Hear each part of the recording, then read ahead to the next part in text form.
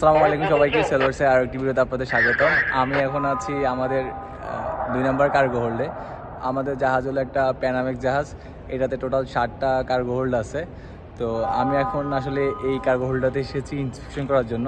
আমাদের এই দেখেন, আপনারা হয়তো এর আগে আমার ভিডিওতে আমাদের কার্গো হোল্ডগুলো দেখেছেন, ওটা খুব পরিষ্কার ছিল, বাট এখন অবস্থা দেখেন খুবই বাজে অবস্থা।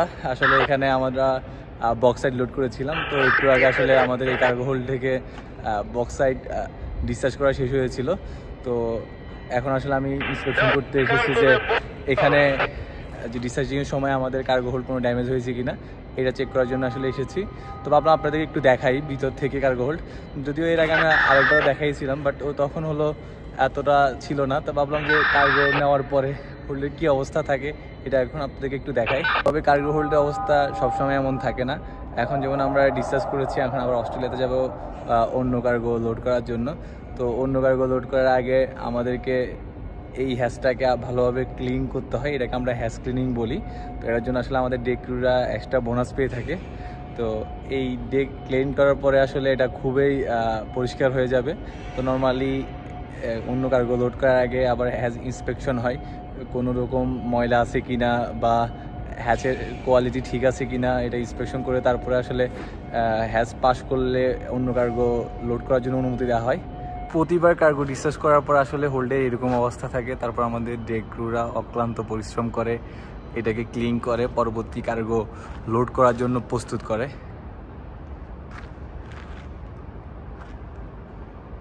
প্রতিবারে আসলে এভাবে কার্গো ডিসচার্জ করার পর অন্য কার্গো লোড করার পূর্বে প্রতিবারে এভাবে হ্যাজ ক্লিন করা হয়। যেমন এইবারের পর আমরা কয়লা ডিসচার্জ করব। তো নর্মালি কয়লা ডিসচার্জ করলে কয়লা যেহেতু একটা ডার্টি কার্গো, তো ওভাবে আসলে হ্যাজ ক্লিন করার প্রয়োজন না, জাস্ট হয়তো পানি মারবে, ওভাবে ইন্সপেকশনও হবে না। বাট আমরা যখন এই কয়লা নেওয়ার পর হয়তো আমাদের গ্রেন নিতে পারে, যখন গ্রেন বলতে আমি এগ্রিকালচারাল প্রোডাক্টের কথা বলছি, যখন এগ্রিকালচারাল প্রোডাক্ট লোড করা হয় তখন খুব বিভিন্নভাবে বিভিন্ন উপায়ে আসলে কার্গো হোল্ডকে পরিষ্কার করা হয়, খুব ভালোভাবে ইন্সপেকশন করা হয় যেন ওই কার্গোর কোনো ক্ষতি না হয়।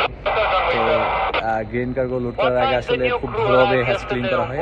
আমি অন্য একটা ভিডিওতে আসলে হ্যাজ ক্লিন নিয়ে আলোচনা করবো, এই ভিডিওতে তো ডিটেলস বলছি না। এখন আমি আপনাদেরকে দেখাই আসলে আমাদের এখন 2 নম্বর হোল্ডের কী অবস্থা আছে। এই যে এটা হলো আমাদের 2 নম্বর কার্গো হোল্ড, আমরা বক্সাইড লোড করেছি। আমি এই ভিডিওতে একটা ক্লিপস যুক্ত করে দেবো, যখন আমরা অস্ট্রেলিয়া থেকে লোড করেছিলাম তখন আসলে দেখতে পারবেন যে আসলে বক্সাইড দেখতে কেমন হয়। এই হোলগুলো খুবই বড়, ছোটোখাটো একটা স্টেডিয়ামের মতো, এই জন্য আমরা এটাকে স্টেডিয়াম বলে থাকি। হ্যাজ ক্লিনের পরে অনেক সময় দেখা যাচ্ছে আমরা যখন ফ্রি থাকি, যখন সিটে থাকি, আমাদের কাজে একটু প্রেশার কম থাকে, তখন আমরা নিজেদের বিনোদনের জন্য এরকম একটা হোল্ডে নেমে যাই, তখন ক্রিকেট বা ফুটবল খেলে থাকি। আপনারা যারা আমাকে নিয়মিত দেখেন বা অনেক আগে থেকে আমাকে ফলো করেন তারা জানেন যে আমি একটা ভিডিও আপলোড করেছি কীভাবে আমরা হ্যাচে ক্রিকেট খেলি। তো আসলে এই জাহাজে এখনও ক্রিকেট খেলার সুযোগ হয়নি।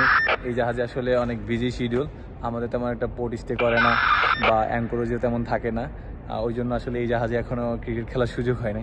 আমি এই জাহাজে জয়েন করেছি আজকে 6 মাস হলো, তো 6 মাসে আসলে একবারও ক্রিকেট খেলার সুযোগ পাই নাই।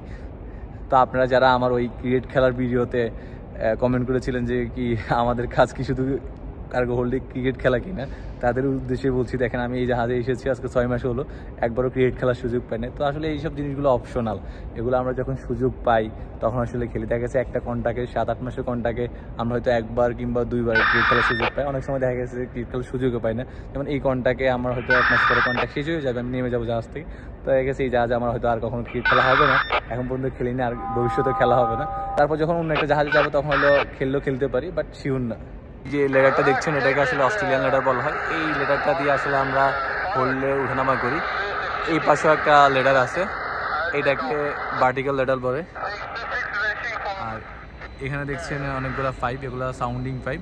এই যে এটার পিছনে এটাকে আমরা ট্যাঙ্ক টপ বলি, এটার নিচে পিছনে হবে না, এটার নিচে হলো ব্যালাস্ট ট্যাঙ্ক থাকে। অর্থাৎ এই ট্যাঙ্কটা আমরা যখন খালি কন্ডিশনে থাকে তখন আমরা এটার ভিতরে পানি দ্বারা পূর্ণ করি। যেমন আমাদের জাহাজ এখন খালি আছে, তো এই পিছনে অনেক বড় বিশাল ব্যালাস্ট ট্যাঙ্ক আছে, প্রায় 3000 টন পানি থাকে এই 2 নম্বর আমাদের ব্যালাস্ট ট্যাঙ্কে। তো এটার নিচে আসলে এখন 2000 টন পানি আছে।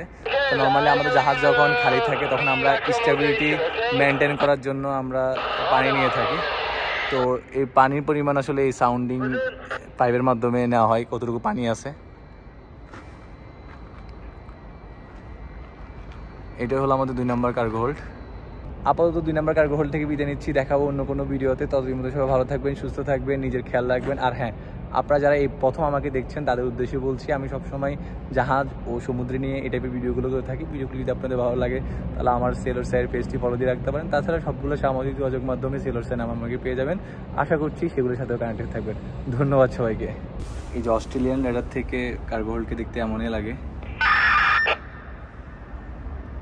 যেটা আমাদের একজন deck crew already has clean করা শুরু করছে।